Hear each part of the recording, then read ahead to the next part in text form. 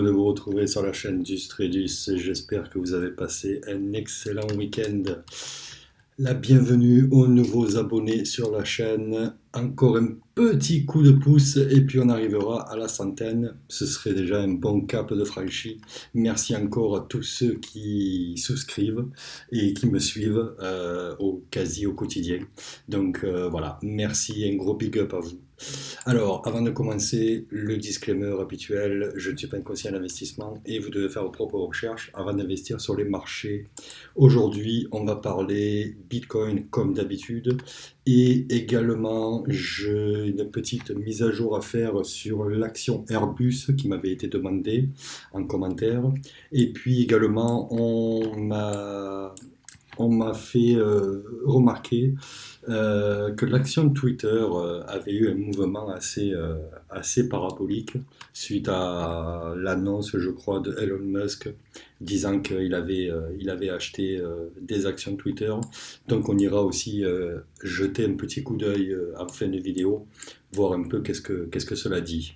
Alors, pour le Bitcoin, donc on a enfin ce plan weekly qui a fini par être validé et donc nous pouvons faire des projections en weekly au niveau des lignes de force et des objectifs qu'on pourrait éventuellement aller chercher d'ici le 29 août 2022.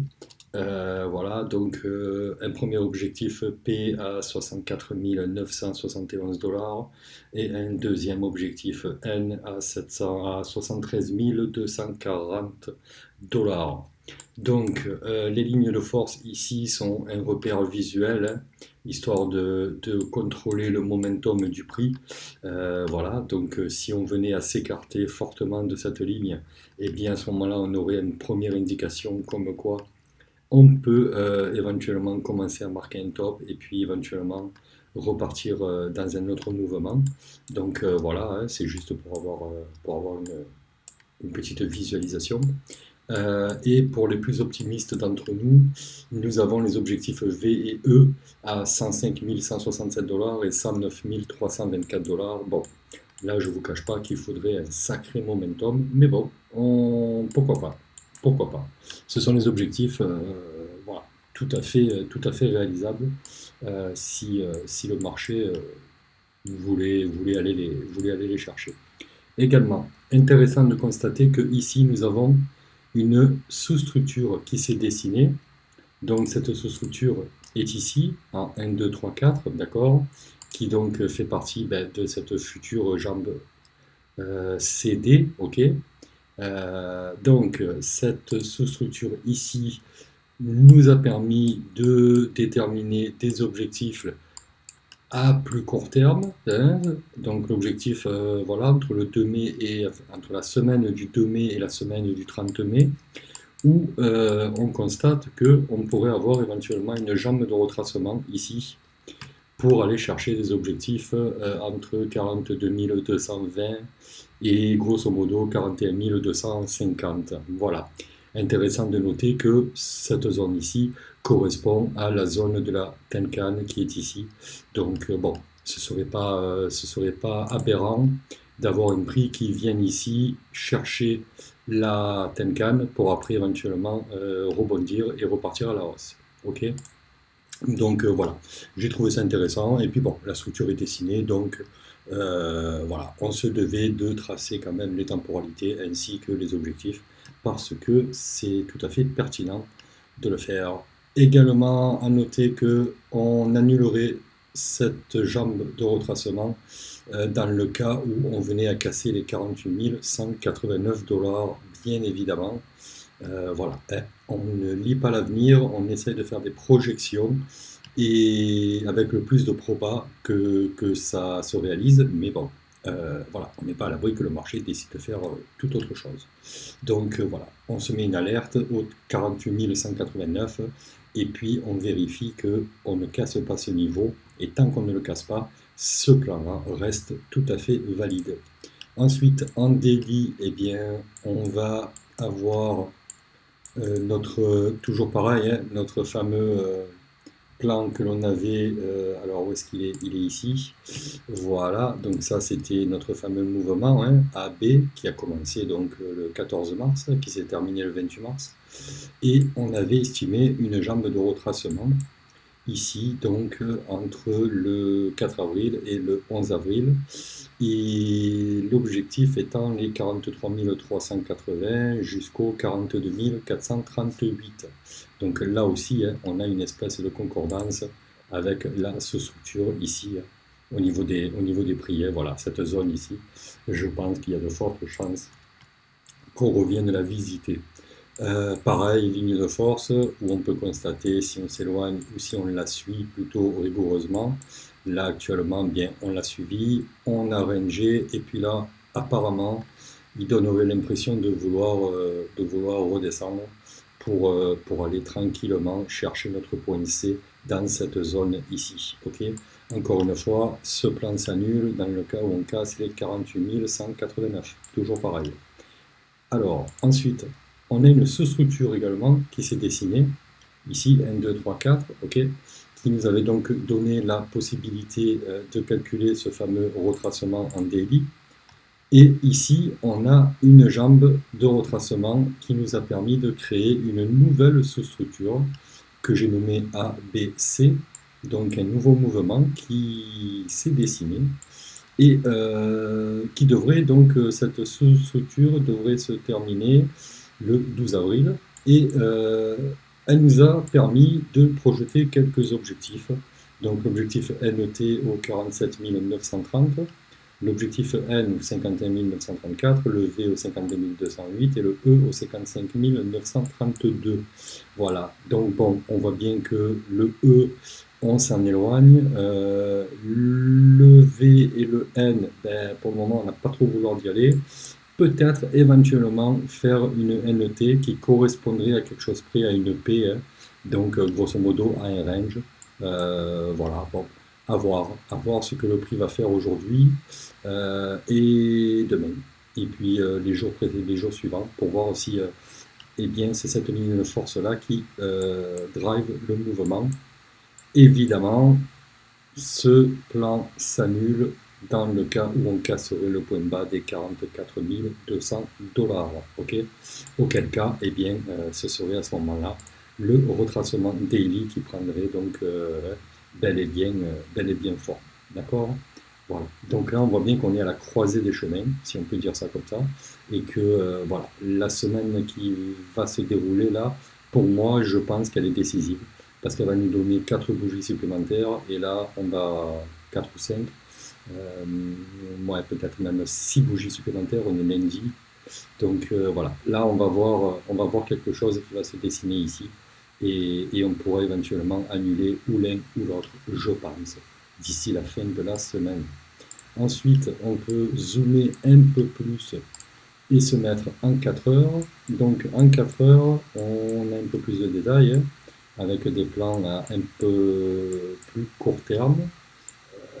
Voilà, donc on avait une Y ici qui est venue à BC, qui est venue taper l'objectif Y au 45 294, voilà, la mèche ici avec un petit excès. Donc très bien suivi cette ligne de force, hein, comme on peut le voir.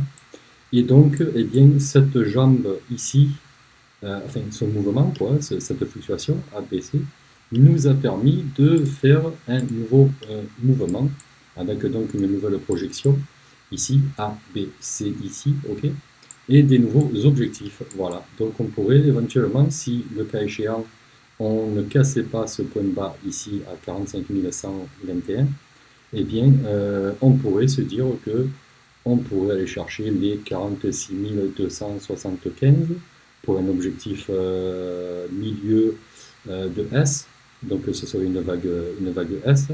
On pourrait éventuellement aller chercher l'objectif ici des 47 036, pareil, hein, c'est le deuxième objectif de la vague S, et également on pourrait aller récupérer les 47 855, pardon, ici, dans le cas où on venait à faire une Y, ok, donc voilà, et auquel cas ça annoncerait ou la continuation du range, ou une éventuelle reprise haussière. Voilà. Mais bon, dans tous les cas, ici, on n'a pas de haine qui est projetée, donc pour les prochaines heures, voire prochains jours, ça annonce une continuation de range, hein, bien entendu. Voilà. Ce plan est annulé, évidemment, si jamais on venait à casser donc ce point bas ici au 45 118, bien évidemment. Voilà, on annulerait tout à fait ce plan haussier et il faudrait revoir à nouveau une nouvelle fluctuation. Voilà. Alors, on va aller faire un petit tour sur l'order flow également. Coin analyse. Donc, si on se rappelle bien ce que j'avais dit dans la dernière vidéo, je crois que c'était vendredi ou jeudi, je ne me rappelle plus trop. Voilà, on avait déterminé des zones de liquidation et puis on constate eh bien, que le marché, qu'est-ce qu'il a fait? Il est venu bel et bien chercher ces zones de liquidation. Donc voilà, les 44 700, boum, ont été liquidés. Les 45 832, boum, ont été liquidés. Et les 46 535, on les a liquidés également. Maintenant, on constate également que nous avons un open interest. Alors, où est-ce qu'il est mon pinceau? Il est là, ici, un open interest ici, donc qui a repris un peu du poil de la bête depuis ce matin minuit. Voilà, donc il a repris un peu du poil de la bête. Les longues, eh bien, se sont encore affolées sur les dérivés. Et puis, bien, pour moi, encore une fois, avec du funding aussi positif et depuis aussi longtemps, ok, je me fais pas trop d'illusions. Je pense sincèrement qu'on va avoir dans pas longtemps, à mon avis, c'est d'ailleurs pour ça que je pense que le marché range, parce il voudrait, il voudrait qu'il y ait un open interest qui monte un peu plus, que le ratio short-long reste à ce niveau, voire augmente, des fundings qui restent à ce niveau ou qui augmenteraient également. Et si on a cette configuration, il n'y a pas photo, on va faire un joli plongeon. Ça, je le crois dur comme fer. Pourquoi? Parce qu'il y a trop de monde encore qui décide d'acheter le marché avec du levier. Et si on décidait éventuellement de vouloir essayer de déterminer les points de liquidation, je dirais que au vu du funding qui est repassé positif ici, moi je mettrais sans problème un point de liquidation qui serait ici. Alors qu'est-ce qu'il m'a fait? Mauvais outil. Hop là, voilà. Donc un point de liquidation ici. J'en remettrai un certainement ici. Et faites voir ici. On a les fundings qui ont baissé. Moi non, peut-être ici éventuellement, mais bon, non, j'y crois pas trop. À ce bas ici, ce plus bas ici, j'y crois pas trop. Il faudrait peut-être dézoomer en 1 heure, peut-être éventuellement, voir si on n'aurait pas quelque chose de plus précis. Ici, est-ce qu'on est remonté? Ça se pourrait, non, pas vraiment. Au niveau du long, qu'est-ce qu'on a au niveau du ratio? On est monté un petit peu ici, mais sans plus. Ouais, non, non, ce creux-là, j'y suis pas. Bon, on va le mettre quand même, hein, vous savez quoi? On va le mettre quand même, parce que bon, ça reste un point de bas. Mais bon, voilà. Pour moi, je vise plutôt les 44 200, 44 600 à court terme. Voilà, d'ici la fin de la journée, voire demain, il y a des chances qu'on vienne taper ici, au moins qu'on vienne mécher ici, pour sortir un peu cet open interest ici, là, et essayer de revenir aux 170 000 bitcoins d'engager sur le marché. Voilà. Parce qu'il faut quand même se rappeler, alors là, on viendrait en daily. Là, on est beaucoup plus loin dans l'horizon de temps. Mais bon, ici, là, cet open interest ici, là, qui est monté, il est monté ici avec beaucoup de longues. Donc, à mon avis, le marché, il y a des chances qu'il vienne taper ici aussi. Ça se pourrait bien. Et puis, faut pas oublier quand même que ça fait un sacré moment qu'on est en spread négatif. Et donc, ce qui veut dire qu'il y a beaucoup de shorteurs qui attendent ici, dans ces niveaux-là, vers les 52 000, vers les 59 000 aussi, certainement aux 48 000 dans un premier temps, ensuite derrière aux 52 500 et puis aux 59 000. Et donc, si on voulait aller liquider ces gens-là, eh bien, il faudrait d'abord, hein, comme d'habitude, on vide un peu le wagon, on vient ici, on descend, on liquide les gens qui sont en longue à cet endroit-là. Pourquoi? Ben, pour ne pas les faire gagner quand le Bitcoin va monter. Hein, parce que psychologie de marché, les gens qui shortent ont tendance à garder leur position ouverte plus longtemps que les gens qui longuent. Ne me demandez pas pourquoi, c'est la psychologie de marché. Et donc, eh bien, le marché, enfin les market makers, du moins les manipulateurs, ont tendance à laisser plus longtemps les gens qui shortent en profit parce qu'ils savent qu'ils sont moins enclins à fermer leur position rapidement. C'est pour ça que ben, on les a laissés ici depuis si longtemps, quoi, hein, depuis le 25 décembre. Voilà, on les a laissés gagner, hop, on est revenu un peu en haut, puis on est revenu en bas. Voilà, donc pour l'instant, ici, ces gens-là là, sont en gain, d'accord? Mais je pense pas pour longtemps. À mon avis, ici, on va faire un dip, on liquide les acheteurs, et puis boum, on va remonter. Et là, par contre, quand ça va commencer à liquider les shorteurs qui attendent ici depuis un moment, ça va faire un joli short squeeze, je pense, à mon avis, hein, qui va nous permettre de nous donner assez de puissance pour remonter. Voilà, donc, comme promis, on a dit qu'on allait faire une mise à jour sur Airbus.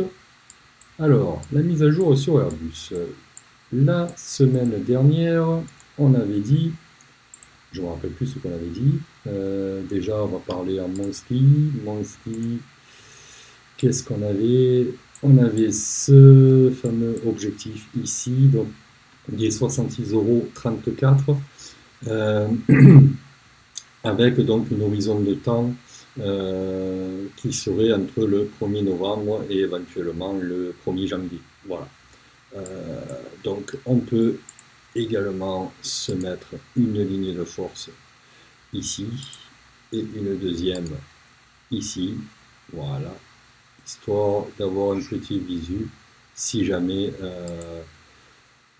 voilà, visuellement, ça nous permet d'avoir un petit coup d'œil, de voir le prix si son momentum suit bien la ligne de force baissière. Toujours pareil, hein, ce scénario s'invalide si jamais on venait d'aventure à casser ce point haut des 121,10 $. Ok, donc ça pour le monthly, on a vu. Maintenant en weekly, nous avons, il me semble, de la petite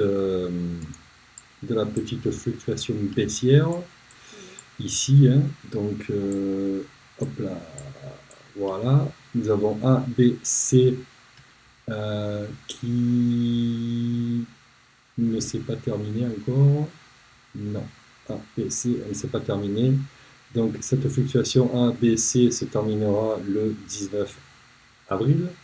Mais pourquoi est-ce que j'ai commencé déjà à projeter ma deuxième fluctuation 1, 2, 3 que vous pouvez voir ici avec les objectifs, donc objectif P, objectif N, V et E? Eh bien, tout simplement parce que l'objectif de cette fluctuation ABC haussière a atteint déjà ses objectifs de S et de SM. Et donc, le seul objectif qui lui reste à atteindre, c'est l'objectif Y, ok, avec cette ligne de force-là que l'on voit bien ici. Et donc, du moment qu'on a commencé à s'écarter, et en plus de ça, il me semble que la temporalité va pas tarder à se terminer également. Donc, voilà, j'ai une temporalité de la vague 1-2 qui s'est terminé et du coup m'a permis de noter mon point 3 ici pour pouvoir projeter un prix à la baisse. Voilà, donc c'est pour ça que la temporalité du 19 avril, c'est pour la fluctuation ABC qui devrait se terminer le 19 avril, du moins dans la semaine du 19 avril, pardon, et ensuite dans la semaine du 9 mai, on a la fluctuation 1, 2, 3 qui se terminera. Et donc, bien, comme d'habitude, il faudra apprendre des nouveaux tracés pour pouvoir faire des nouvelles projections. Voilà, objectif baissier dans cette fluctuation 1, 2, 3. Nous avons donc l'objectif P qui s'arrêterait aux 97 euros, l'objectif N qui s'arrêterait aux 83,80 €, le V au 66,66 et le E au 60,12. Voilà, ici, toujours pareil avec ces fameuses lignes de force pour avoir un petit visuel. Voilà, donc cette fluctuation-là s'annule dans le cas où on viendrait à casser ce point haut des 113,78 €. Et à ce moment-là, ce serait la fluctuation ABC qui prendrait le relais jusqu'à la semaine du 19 avril. D'accord, voilà. Donc ça aussi, c'est un point à noter pour le weekly.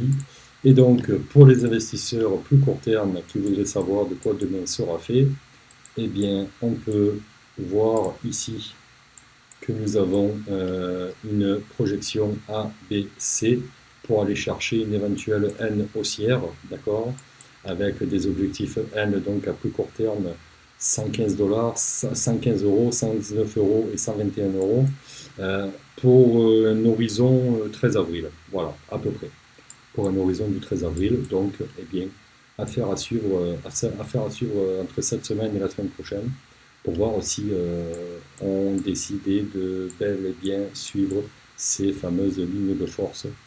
Encore une fois, scénario qui s'invalide dans le cas d'une cassure de ce point bas ici, des 108 €. Voilà.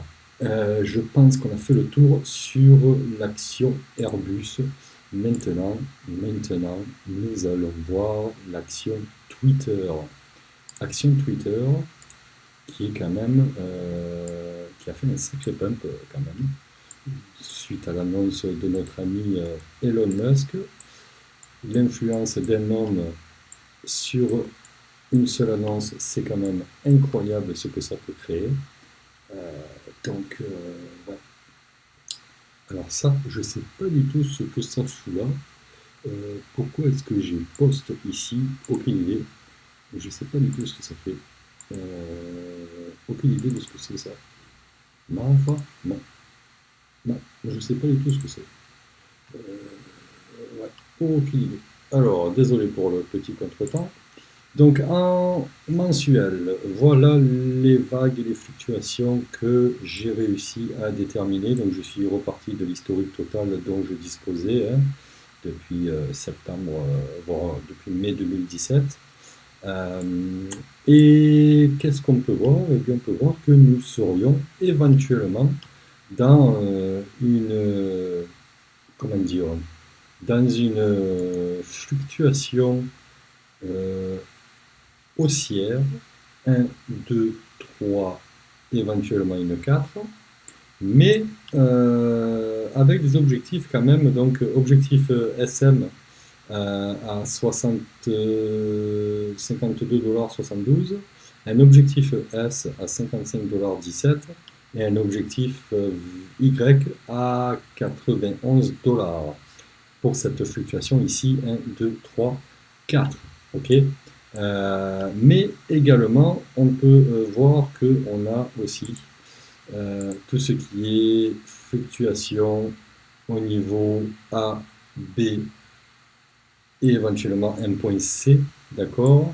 Ce point C ici, on pourra le déterminer à partir du 1er septembre. Donc à partir du 1er septembre, nous aurons la possibilité de marquer notre fluctuation A, B, C et voir où c'est que ça va s'arrêter pour retirer une nouvelle projection en ce qui concerne le mensuel. D'accord. Le weekly, il n'y a pas grand chose à dire puisque si on se remet le mensuel, on s'aperçoit que finalement on est sur les mêmes vagues. Voilà, il n'y a pas grand chose à ajouter de plus. Voilà, donc ce gap ici, c'est Elon Musk qui parle pas de Twitter, et là c'est Elon Musk qui annonce qu'il a acheté Twitter. Donc voilà, 39 dollars, ça passe à 47 dollars à la réouverture le lundi matin. Bon, c'est d'ailleurs la raison pour laquelle on m'a parlé de cette action. Donc on va plutôt aller en daily. Et là, en daily, on s'aperçoit qu'on a quand même quelque chose de pas trop mal au niveau fluctuation et mouvement, hein. Donc voilà. Ici, un mouvement A, B, C qui fait suite à une N haussière. OK. Un retracement ici C qui a été validé. Et donc, à partir de là, pourquoi valider? Ben, parce que notre prix ici a cassé le point B, hein, donc ça valide le point C forcément.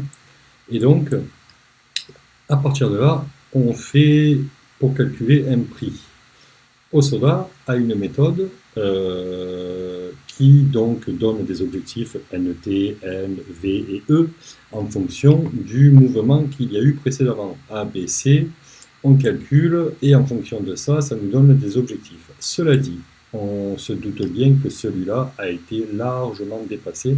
Et bien, Osoda avait prévu le coup aussi, et lui, il avait prévu des extensions d'objectifs. D'accord?